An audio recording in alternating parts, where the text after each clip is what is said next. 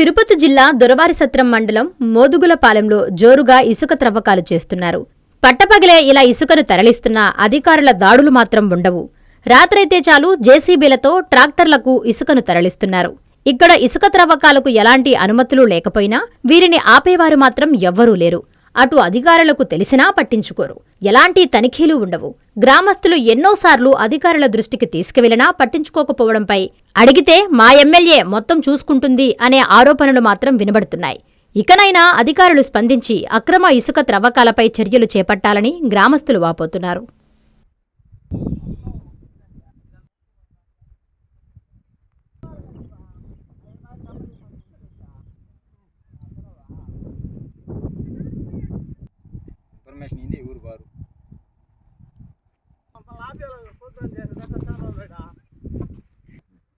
ఎంత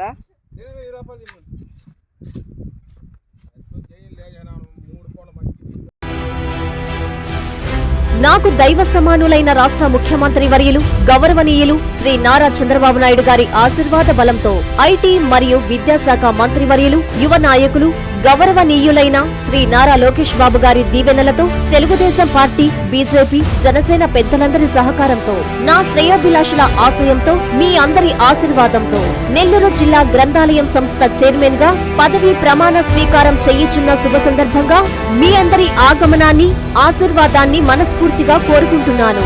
ఫిబ్రవరి 1వ తేదీ ఆదివారం ఉదయం 10 గంటలకు సిపిఆర్ కళ్యాణ మండపం, అన్నమయ్య సర్కిల్ దగ్గర, నెల్లూరు. మీ రాక కోసం ఎదురు చూసే మేకపాటి శాంతికుమారి, నెల్లూరు జిల్లా గ్రంథాలయం సంస్థ చైర్మన్.